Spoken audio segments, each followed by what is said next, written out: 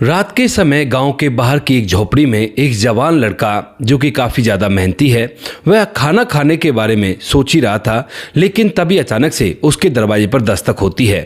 अब रात का समय था और इसकी जो झोपड़ी थी वो गांव के बाहरी तरफ थी, तो इसे थोड़ा सा डर भी लगता है। लेकिन फिर वो सोचता है कि मेरे पास है ही क्या जो कोई मुझे रात के समय से परेशान करेगा। और वह जाकर जब दरवाज़ा खोलता है तो सामने बेहद ही खूबसूरत महिला खड़ी हुई थी, जिसके चेहरे पर घबराहट के भाव साफ साफ दिखाई दे रहे थे, यानी कि किसी चीज़ से वह घबरा रही थी।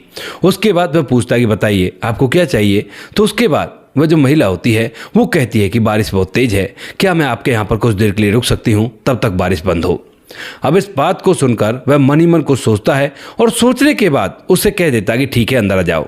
लेकिन जैसे वो लड़की उस घर के अंदर आती है तो यहाँ पर उसके बाद उसके जीवन में, यानी जो लड़का था उसके जीवन में कुछ ऐसा होता है जिसके बारे में ना तो कभी लड़के ने कल्पना की थी और ना ही कभी उस महिला ने कल्पना की थी। कौन थी वह महिला जो इतनी रात के समय वहाँ पर आई थी? पूरी सच्चाई के बारे में जानने के लिए वीडियो को अंत तक जरूर देखें। नमस्कार दोस्तों, मेरा नाम है जीतू और आप लोग देख रहे हो ब्रेन डिमांड चैनल। वीडियो को ज़्यादा से ज़्यादा शेयर करें और चैनल को सब्सक्राइब करना ना भूलें ताकि मेरा हौसला बढ़ता रहे। हिमाचल प्रदेश के एक छोटे से पहाड़ी गांव के अंदर एक लड़का रहा करता है, जिस लड़के का नाम होता है दिनेश। दिनेश जो कि जवान है, खूबसूरत है, लेकिन अभी उसकी शादी नहीं हो रही है। क्योंकि शादी इसलिए नहीं हो रही है क्योंकि दिनेश का अपना कहने वाला कोई भी नहीं है। गांव वालों ने उसे अपने रहमो करम पर बड़ा किया है, क्योंकि माता पिता बचपन में ही उसे अकेला छोड़कर चले गए। रहमो करम तो क्या, वह जिसका काम कर दिया करता वो इसे खाने पीने के लिए दे दिया करता। और अब जब वह बड़ा हो गया है तो अपनी उस जगह पर जहाँ पर माता पिता रहा करते थे वहीं पर एक झोपड़ी बनाकर रहा करता है।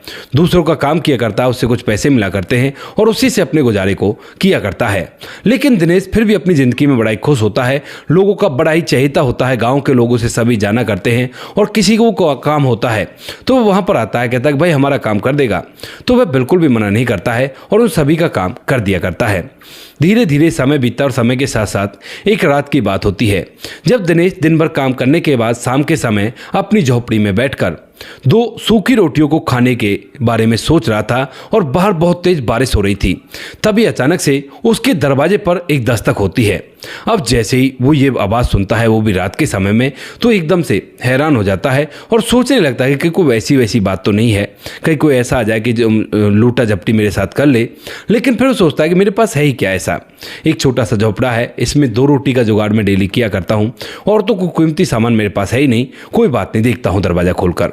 उसके बाद उसके मन में डर तो था, लेकिन वह दरवाज़ा खोलता है और जैसे दरवाज़ा खोलता है तो उसकी आंखें फटी रह जाती हैं, क्योंकि सामने एक बेहद ही खूबसूरत और जवान महिला थी जिसने साड़ी पहन रखी थी और वह बारिश में पूरी तरह से भीगी हुई थी।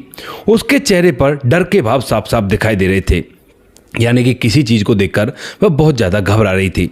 उसके बाद जो दिनेश होता है वह एक बार तो उसको ऊपर से नीचे तक निहारता है, लेकिन उसके बाद उससे पूछने लगता है कि कौन हो आप और आपने दरवाज़ा क्यों खटखटाया है। इस बात को सुनने के बाद जो महिला होती है वो कहती है कि ऐसे ही मुसाफिर हूँ, क्या अब मैं आपकी झोपड़ी में रुक सकती हूँ, क्योंकि बारिश बहुत तेज़ है और इस बारिश में मैं बीमार भी हो सकती हूँ। इस बात को सुनकर जो दिनेश है वो थोड़ी देर तक सोचता है और सोचने के बाद उसे अपनी झोपड़ी के अंदर आने के लिए बोल देता है। सोचता है कि बेचारी शायद परेशान है, रास्ते से जा रही होगी, बारिश आ गई है, तो उसके बाद कोई बात नहीं, जब तक बारिश रुकती है इसे यहीं पर रोक लेता हूँ। उसके बाद वह अंदर आ जाती है और अंदर आने के बाद जो दिनेश है वो दरवाज़ा बंद कर देता। फिर से उसने आग जला रखी थी और उस आग के साइड में जाकर वो बैठ जाती है। अब वो बैठी थी, लेकिन तभी दिनेश को लगता है कि यार ये जन कहाँ से आ रही होगी, कैसे आ रही होगी, इसे खाने के लिए पूछ लेता हूँ। तभी वह अपनी वो 2 सूखी रोटियाँ जिनको वो खुद खाना चाहता था उसे उन महिलाओं के सामने कर देता है। कहता है कि खाना खाओगी। अब यहाँ पर महिला को भूख तो बहुत ज़ोर से लगी थी, लेकिन फिर भी वह एक बार मना करती है। लेकिन जो दिनेश होता है उसके हाव भाव को देखकर समझ गया था कि इसे भूख लगी है, तो इसी वजह से वह कहता है कि कोई बात नहीं, आप खा लीजिए, कोई भी दिक्कत नहीं है, मैं और खाना रखा हुआ उसको खा लूँगा। इसके बाद वह उस महिला को उन सूखी रोटियों को दे देता है और महिला बैठकर उन्हें खा लेती है। खाने के बाद वह उन बर्तनों को रखकर दोबारा से उसके पास बैठ जाता है, तो महिला पूछने लगती है कि आपका खाना कहाँ है। तो यहाँ पर दिनेश मुस्कुराता है, कहता है कि यही आखिरी 2 रोटियाँ थी जो मैंने आपको दे दी, इसके अलावा घर में कोई भी खाना नहीं है और अब बारिश हो रही है, मैं कहाँ जाऊँगा, कोई बात नहीं, मुझे भूखा रहने की आदत है, मैं ऐसे ही अपना समय व्यतीत कर लूँगा। इसके बाद यहाँ पर जो महिला होती है वो कहती है कि आप एक रोटी तो खा लेते, एक मैं खा लेती, इसमें कौन सी बड़ी बात है, और मैं तो मना ही कर रही थी। लेकिन तभी दिनेश हंसते हुए उससे कहने लगता है कि मुझे समझ में आ गया था कि आपको भूख लगी है। अब छोड़ो इन बातों को, ये बताओ कि आप कौन हो और कहाँ से आ रही थी, कहाँ जा रही थी। तो उसके बाद जैसी महिला कुछ कहने वाली होती है, लेकिन तभी अचानक से दरवाजे पर दोबारा दस्तक होती है, और जैसे दस्तक होती है तो एकदम से महिला डर सहम जाती है। डर सहम कर वह दरवाजे की तरफ देखने लगती है। दिनेश ये सब कुछ देख रहा था और पूछने लगता है कि क्या हुआ, तो वो कहने लगती है कि मुझे डर लग रहा है। ऐसा कहकर वह दिनेश के पीछे खड़ी हो जाती है, और उसके बाद जैसे ही जाकर दिनेश दरवाज़ा खोलता है तो गांव का मुखिया और उसके साथ 2 लोग और थे। वो लोग दरवाजे पर खड़े हुए थे, और तभी अचानक से वे उससे कहने लगते हैं कि यहाँ पर कोई महिला तो नहीं आई। अब इस बात को सुनकर यहाँ पर जो दिनेश होता है वो थोड़ी देर तक सोचता और पूछता है कि क्या हुआ मुखिया जी, कोई परेशानी है क्या। इतनी ही देर में जो मुखिया के साथ 2 लोग थे उनमें से एक व्यक्ति को वो महिला दिख जाती है पीछे झोपड़े में खड़ी हुई, और उसके बाद वो कहता है कि मुखिया जी वो रही वो महिला, निकालो इसे यहाँ से बाहर और इसे बाहर भेज देते हैं, क्योंकि ये मनहूस है और इसने अपने पति को तो इस दुनिया से विदा करवा ही दिया है अपनी मनुष्यत के चलते, और यह इस गाँव में आकर भी मनुष्यत पहला देगी। अब इस बात को सुनते ही यहाँ पर जो दिनेश है वह समझ जाता है कि शायद इस महिला के बारे में ये लोग गलत समझ रहे हैं, और इसी वजह से वो कहने लगता है कि कौन महिला, इसके बारे में आप बात कर रहे हो। तो यहाँ पर वो कहते हैं कि हाँ बेटा यही महिला है।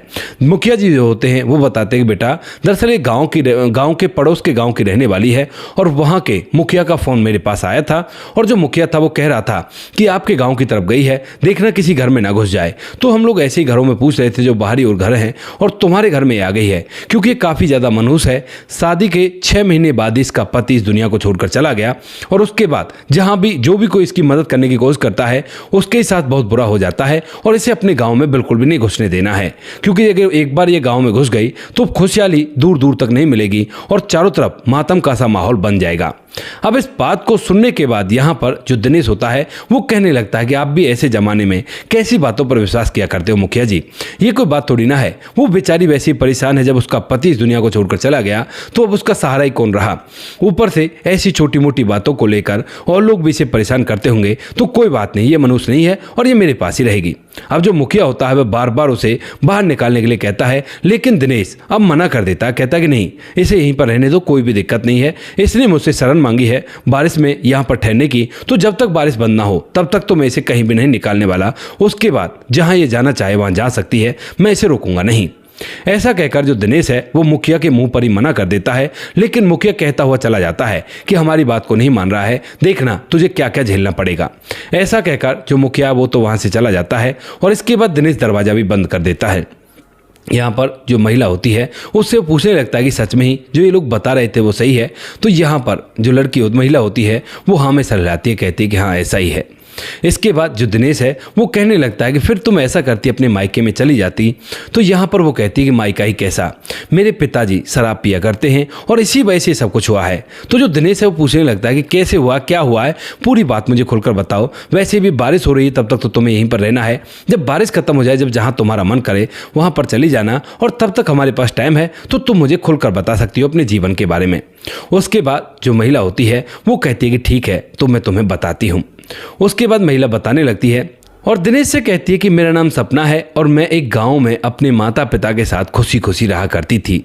लेकिन जैसे मेरी उम्र लगभग 7 साल होती है तो तभी मेरी माँ इस दुनिया को छोड़कर चली जाती है, और उसके बाद जो पिताजी होते हैं वो पूरी तरह से शराब में डूब जाते हैं। धीरे धीरे मैं बड़ी होती हूँ, सोचती हूँ कि कोई बात नहीं, पिता तो शराब पिया करता है, कम से कम पति जो मिलेगा वो अच्छा मिलेगा। लेकिन शराबी पिता एक शराबी ही पति से मेरी शादी करा देता है, और उसके बाद जैसे मेरी शादी होती है वहाँ पर जाने के बाद वह भी मुझे बहुत ज़्यादा परेशान करता है। लेकिन फिर मैं सोचती हूँ कि कोई बात नहीं, यहाँ पर इसके घर वाले तो हैं, इनके साथ अपने जीवन को जी लूंगी। हालांकि घर वाले भी अच्छे से व्यवहार नहीं किया करते थे उसके साथ, क्योंकि आपने सुना होगा कि पति के पीछे ही पत्नी की इज्जत हुआ करती है। अगर पति की इज्जत कोई कर रहा है तो उसकी पत्नी की इज्जत जरूर से होगी, अगर पति की इज्जत कोई नहीं करेगा तो पत्नी की इज्जत कहाँ से हो जाएगी। ऐसा ही कुछ इस लड़की सपना के साथ होता है, और सपना वहाँ पर भी इस तरह की रह जाती है कि मानो जिस तरह से अच्छी तो वो अपने पिता के यहाँ पर ही थी, लेकिन फिर भी वो जिंदगी को जीती रहती है। लेकिन तभी अचानक से एक दिन उसका पति शराब पीकर किसी पहाड़ से फिसल जाता है और इस दुनिया को छोड़कर चला जाता है। और अभी तक शादी को केवल 6 महीने ही बीते थे। अब जैसे 6 महीने बाद ये कांड हो जाता है तो उसके बाद उसके जो सास ससुर होते हैं वो उसे ताना मारने लगते हैं। कहते हैं कि तेरी वजह से ही सब कुछ हुआ है, तू बहुत ही ज्यादा मनहूस है और तूने ये सब कुछ किया है। उसके बाद जो सपना है वो रोती तो रहती है कि भाई उसकी तो जिंदगी उजड़ गई, लेकिन फिर भी वो वहीं पर बनी रहती है। धीरे धीरे कुछ दिन बीतते हैं और कुछ दिनों बाद जिस तरह से हर परिवार में कभी ना कभी कोई घाटा वगैरह हुआ करता है, तो ऐसे ही 2-4 घाटे उस परिवार में भी हो जाते हैं। और जैसे ही 2-4 घाटे होते हैं तो उसके बाद वह सपना को घर से निकालने के लिए बोलने लगते हैं। अब जैसे ही वो लोग उसे घर से निकाल रहे थे तो उसके बाद यहाँ पर गांव के लोग कुछ इकट्ठा होते हैं और कहते हैं कि भाई इसे क्यों निकाल रहे हो। तो वो कहने लगते हैं कि ये मनुष्य है और इसकी मनुष्यत ने पहले तो हमारे बेटे को खा लिया और उसके बाद अब हमारे परिवार को निगलना चाहती है, क्योंकि लगातार घाटे हो रहे हैं और ये सब कुछ इसकी मनुष्यत की वजह से है। ये अब इस घर में बिल्कुल भी नहीं रहेगी। वहीं पर उस गाँव का मुखिया भी आ जाता है और जैसे मुखिया आता है तो उसके बाद सपना की खूबसूरती को देखकर उस पर मोहित हो जाता है। उसके बाद वह कहने लगता है कि देखो मुझे इससे कुछ बात करनी है। उसके बाद जो मुखिया होता है वह सपना को एक साइड में ले जाकर उससे बात करने लगता है। कहता है कि देखो अगर तुम्हें सच में ही अच्छी तरह से रहना है तो तुम एक बार बोलो, मैं तुम्हारे लिए यहाँ पर रहने का इंतजाम कर दूंगा और तुम्हें ना बस मेरी छोटी सी बात माननी होगी। सपना कहती है कि बताइए क्या बात माननी होगी। तो वो कहने लगता है कि देखो तुम बहुत ही खूबसूरत हो और मेरे दिल को अच्छी लगी हो, जो मैं कहूँगा वो तुम्हें करना होगा। लेकिन इस बात को सुनकर जो सपना होती है वहीं पर उसे इतना गुस्सा आता है कि वो सरपंच को एक चांटा जड़ देती है। अब जैसे उसने सरपंच को चांटा जड़ा था तो उसके बाद सरपंच आग बबूला हो जाता है और उसके बाद उसे सभी के सामने मनहूस कहकर कहने लगता है कि अभी कभी से घर से क्या गांव से निकालो। जब से आई है गांव में भी बहुत सारी दिक्कत हुई है, कई तरह के ग्रांट में पास करवा कर लेकर आया था गांव की तरक्की के लिए, लेकिन उसके बाद वो सारे के सारे फेल हो गए और उसके सबूत भी है मेरे पास। अब गांव वालों को तो ऐसी बात मिलनी चाहिए। उसके बाद सभी गांव वाले मिलकर उसे धक्के देकर गांव से बाहर निकाल देते हैं। लेकिन जब सपना गांव से बाहर निकल रही थी तो उसकी आंखों में आंसू थे और गांव वाले उसे भगा भगा कर गांव से बाहर निकाल देते हैं। लेकिन जैसे ही वो दूसरे गांव की तरफ जा रही थी तो यहाँ का जो सरपंच होता है वह उस गांव के सरपंच से फोन करता है और कहता है कि मुखिया जी, आपके गांव में हमारे गांव की भगाई हुई एक महिला आ रही है, वो काफ़ी ज़्यादा मनहूस है और उसे कहीं भी घर में टिकने मत देना, किसी भी घर में, और उसे वहाँ से भी भेज देना। मुखिया जो होता है वह भी इस बात को सुनकर कहता है कि क्यों, ऐसा क्यों। तो वह कहने लगता है कि इतनी मनहूस है कि पहले तो अपने पति को खा गई और उसके बाद गांव में ढेर सारी ऐसी मनुष्यत के काम हो गए, तो वो श्राप है एक तरह से गांव के लिए। जहां पर रहेगी वहां पर ऐसा ही फैलाएगी, तो इसी वजह से आप भी उसको निकाल देना। अब इस बात को सुनकर मुखिया भी तैयार हो जाता है और उसके बाद जो पूरी कहानी थी वो उस लड़के दिनेश के सामने आ जाती है। दिनेश जब इस बात को सुनता है तो उसके बाद उसे हैरानी होती है, लेकिन वो कहता है कि कोई बात नहीं, अगर ऐसी बात है तो तुम फिलहाल मेरे पास रुक सकती हो जब तक तुम्हारा मन करे। घर तो मैं तुम्हें दे सकता हूँ और खाने के लिए खाना दे सकता हूँ, लेकिन इससे ज़्यादा कुछ नहीं दे सकता। तो यहाँ पर जो सपना है वो कहती है कि अगर आप इतना दे दोगे तो उतना ही काफ़ी है, क्योंकि मेरा इस संसार में कोई भी नहीं है। पिता के पास जाऊँ तो कैसे जाऊँ, क्योंकि वहाँ पर भी यही सब कुछ झेलना होता है, तो इसीलिए यहीं पर ठीक हूँ। और अगर वहाँ पर भी जाती हूँ तो पक्का पता है मुझे कि जो सरपंच है वो वहाँ पर मेरे पिता को भी इस तरह से सिक्का पढ़ा देगा और उस गाँव से भी मुझे निकाल दिया जाएगा। इसके बाद जो दिनेश होता है वह इन सब बातों को छोड़ता है और कहता है कि कोई बात नहीं, तुम आराम से आराम करो और मैं यहाँ पर तुम्हें अपने पास रख लूँगा। सपना जो होती है वो वहीं पर रहने लगती है और इसके बाद धीरे धीरे समय बीतता है। समय के साथ साथ जो दिनेश होता है वह पहाड़ों से लकड़ियाँ काट कर लाकर आया करता, उन्हें बाजार में बेचकर कुछ पैसे लिया करता और उसके बाद उस पैसों से अपना और सपना का पेट भरा करता। लेकिन जब वह गांव में जाता है मजदूरी के लिए, यानी कि किसी से जब कोई आता नहीं है उसके पास, तो मजदूरी के लिए गांव वालों से पूछता है कि भाई कोई काम नहीं है क्या, तो तभी लोग उससे मना कर देते हैं। कहते हैं कि तुम्हारे लिए यहाँ पर कोई काम नहीं है, तुमने एक मनुष्य को अपने घर में जगह दे रखी है और वो मनुष्य जब तक इस गांव में रहेगी इस गांव का भला नहीं हो सकता और तुम्हें उसे निकालना होगा, उसके बाद ही तुम्हें गांव में काम मिलेगा। इस बात को सुनकर दिनेश को गुस्सा आता है और वह गांव वालों से कहने लगता है कि ठीक है, अगर तुम लोग काम नहीं देना चाहते तो बेशक से मत दो, लेकिन मैं उस महिला को अपने घर के अंदर रखूंगा। ऐसा कहकर वह वहां से वापस लौट जाता है और लौटते लौटते सोचने लगता है कि ये सब कुछ सरपंच का ही किया धरा है। ऐसा सोचकर वह अपने घर आ जाता है। उदास तो था इस बात से कि उसे गाँव में काम नहीं मिलेगा, क्योंकि कई बार जब लकड़ी लकड़ी काटने का मन नहीं होता था तो वो गांव वालों का काम करके कुछ पैसे कमा लिया करता और उन पैसों से अपना गुजारा कर लिया करता था। लेकिन अब गांव वालों ने उसका एक तरह से बहिष्कार ही कर दिया था और पूरी तरह से गांव वाले उससे बात भी नहीं किया करते थे। यहाँ पर जब वह उदास होता और घर पहुंचता है तो सपना पूछने लगती है कि क्या हुआ, आप इतने उदास क्यों हो। तो उसके बाद जो दिनेश है वो साफ साफ बता देता है, कहता है कि इस तरह से गांव में काम मांगने के लिए गया था, लेकिन सरपंच ने यहाँ पर भी ये सब कुछ फैला दिया है कि बहुत ही मनहूस है और जब तक गांव में रहेगी गांव में कोई भी तरक्की का काम नहीं होने वाला। इस बात को सुनकर यहाँ पर जो सपना होती है वो कहने लगती है कि अगर ऐसी बात है तो मैं यहाँ से चली जाती हूँ, जहाँ भी कोई जगह मिलेगी वहाँ पर रह लूँगी, लेकिन आप मेरी वजह से परेशान मत होइए। लेकिन यहाँ पर जो अब तक लड़का था वह उसके थ्रू उसके लिए थोड़ा सा प्यार महसूस अपने दिल में करने लगा था और उसे उस पर तरस भी आ रहा था। तो वो कहता है कि नहीं, तुम्हें जाने की कोई ज़रूरत नहीं है, क्योंकि यहाँ पर जिस दिन से वो आई है उस दिन से दिनेश को बना हुआ खाना मिलता है, साथ में अच्छे कपड़े मिलते हैं और घर को भी सपना ने अच्छी तरह से डेकोरेट कर दिया था जिस तरह से घर हुआ करता है। अब इसी वजह से यहाँ पर जो दिनेश होता है उससे मना करता है। वो बार बार कहती है लेकिन वो साफ बोल देता है कि देखो, इस घर में तुम रहोगी, चाहे कुछ भी हो जाए मैं तुम्हें अपने पास रखूंगा। उसके बाद सपना भी रहने लगती है और धीरे धीरे जैसे कुछ दिन और बीतते हैं तो कुछ दिनों बाद जब गांव से बिल्कुल भी काम मिलना बंद हो जाता है और यहाँ तक कि जब वो जंगल में लकड़ी काटने के लिए जाता है तो वहाँ पर भी गांव वालों से परेशान करते हैं। तो उसके बाद दिनेश एक ऐसा फैसला करता है जिस फैसले ने उनकी जिंदगी पूरी तरह से बदल दी थी। दिनेश जो कि मेहनती था और इसी वजह से वह उस महिला को लेकर वहाँ से सीधा शहर चला जाता है और शहर में जाने के बाद सबसे पहले किराए का घर लेता है और वहीं पर मजदूरी करने के बारे में सोचता है। सपना पूछते हैं कि यहाँ पर क्यों आ गए, तो वो कहता है कि देखो, गांव वाले परेशान कर रहे हैं और वहाँ पर वो लोग हमें अच्छी तरह से नहीं जीने देंगे, लेकिन यहाँ पर मैं काम करूँगा और तुम आराम से घर को संभालना, हम लोग यहीं पर अपने जीवन की नई शुरुआत करेंगे। सपना भी इस बात से खुश होती है और उसके बाद ऐसा ही होता है। जो दिनेश होता है वह बाहर काम किया करता और काम करने से अब उसे अच्छी खासी मजदूरी भी मिला करती है। उस मजदूरी से वह अपने घर को चलाया करता है और जब धीरे धीरे ये घर बसा हुआ सा हो जाता है तो उसी दौरान जो सपना होती है उसे सिलाई कढ़ाई का काम अच्छी तरह से आता था, क्योंकि उसने गांव में ये काम सीखा था। उसे ये था कि कहीं पिता ऐसे घर में दे देगा तो उसके बाद सिलाई कढ़ाई करके तो अपना जीवन व्यतीत कर लूंगी, लेकिन यहाँ पर अब ये सिकल उसके काम आने वाली थी और इसी वजह से वो दिनेश से एक मशीन खरीदने के लिए कहती है। तो जो दिनेश होता है वह भी उसके लिए पैसे जोड़ने लगता है और कहता है कि चिंता मत करो, जल्दी से मैं पैसे इकट्ठा कर लेता हूं और उसके बाद मशीन भी खरीद लेंगे। इधर यहाँ पर जो सपना है वो दिनेश का अच्छे से ख्याल रखा करती है और धीरे धीरे इन दोनों को एहसास होता है कि इन दोनों की जिंदगी एक दूसरे के साथ है, क्योंकि अब तक सपना को ये भी पता चल गया है कि दिनेश भी अपनी जिंदगी में पूरी तरह से अकेला है। तो उसके बाद एक दिन शाम के समय जब दिनेश घर आता है तो सपना उसके सामने खड़ी होती है, लेकिन तभी जो दिनेश होता है उसे इस बात का गहरा एहसास हो चुका था और वह कहने लगता है कि सपना, क्यों ना हम दोनों एक दूसरे से शादी कर लें। अब इस बात को सुनकर सपना के मन में भी यही बात थी, लेकिन वो इस वजह से नहीं कह पा रही थी क्योंकि वो एक विधवा है और दिनेश उसे अपनाए या ना अपनाए। तो वो कहने लगती है कि मैं एक विधवा हूं, क्या तुम मुझे अपना लोगे। तो वो कहता है कि अपना तो मैंने तुम्हें उसी दिन लिया था जिस दिन तुम पहली बार मेरे दरवाजे पर आई थी और पहली बार से ही मेरे दिल में तुम्हारे लिए कुछ कुछ होने लगा था, लेकिन मैं अपनी बात नहीं कह पाया क्योंकि तुम उस टाइम पर मजबूर थी और मजबूर को मैं इस तरह से फायदा नहीं उठा सकता था। लेकिन आज तुम अपने दम पर कुछ काम करना चाहती हो और तुम पूरी तरह से सशक्त हो, तो क्यों ना हम दोनों एक दूसरे से शादी कर लें। मैं मशीन का भी इंतजाम कर दूंगा और कोई भी दिक्कत नहीं है।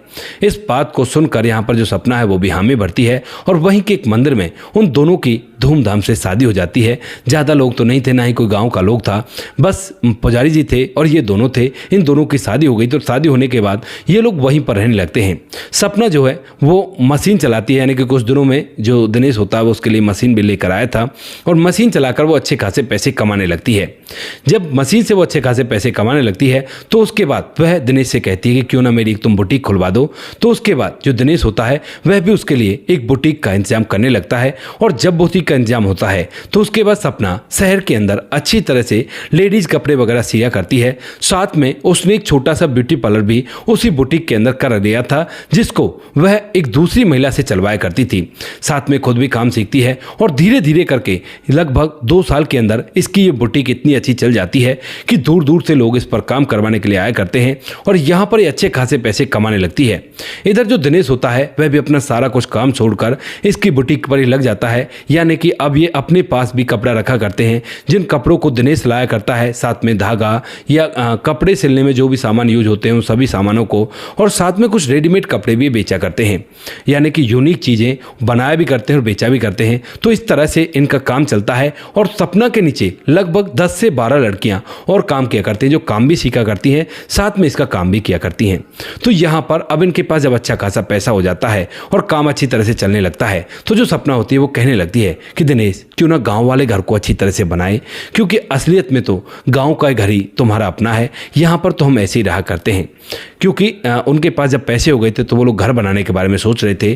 तो तभी जो दिनेश होता है वो एक बार तो मना करता है, लेकिन सपना कहती है कि नहीं दिनेश, वहीं पर बनाएंगे गांव में ही घर, तो यहाँ पर किराए में रह लेंगे और बुढ़ापा तो वहीं पर कटना है, क्योंकि शहर के अंदर लोगों के पास इतना टाइम नहीं है कि एक दूसरे से बात कर सकें और वहीं पर अपना जीवन जिएंगे।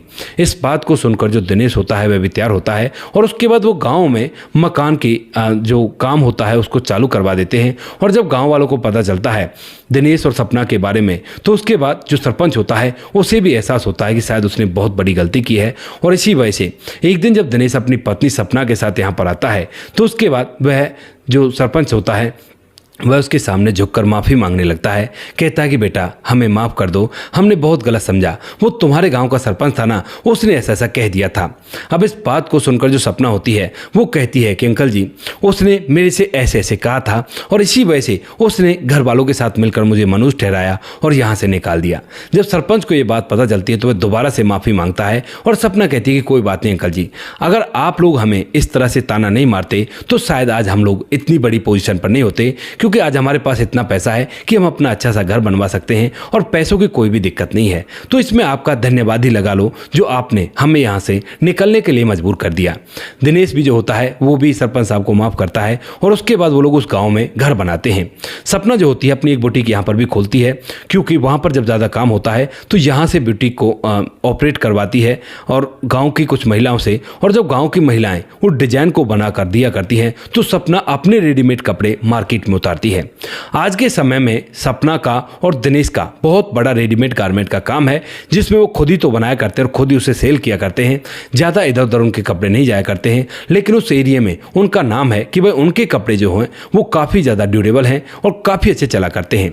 वो लोग खुशियों के साथ अपना जीवन जी रहे हैं, उनको 2 बच्चे हो चुके हैं और कोई भी कैसी भी दिक्कत नहीं है। ये कहानी हमें दिनेश ने भेजी है, जिन्होंने अपना दुख और सपना का दोस्त बखूबी हमें बताया है, जिसे सुनकर मुझे भी लगा था कि भाई इंसानियत बहुत बड़ी चीज़ हुआ करती है। अगर दिनेश इंसानियत ना दिखाता तो ना तो सपना से उसकी मुलाकात होती, अगर उसे दरवाजे से भेज देता, और ना ही आज वो इतनी बड़ी पोजीशन पर होता। आप लोग क्या कहना चाहते हो इस कहानी के बारे में अपनी राय कमेंट सेक्शन में लिख सकते हो, लोगों के साथ शेयर कर सकते हो। वीडियो अगर अच्छी लगी हो तो वीडियो को लाइक और चैनल को सब्सक्राइब जरूर करें, ताकि हमें थोड़ा सा हौसला मिल सके आप लोगों के लिए ऐसे अच्छे वीडियो बनाने के लिए। इन कहानियों को सुनाने का उद्देश्य किसी को परेशान करना बिल्कुल भी नहीं है। ये कहानी आपको इसलिए सुनाई जाती है ताकि आप लोग इन कहानियों में से कुछ ना कुछ सीख सको और अपने जीवन में उस चीज़ को अप्लाई कर सको। मिलते हैं किसी नेक्स्ट वीडियो नए टॉपिक के साथ, तब तक के लिए जय हिंद, जय भारत, जय हिंदुस्तान।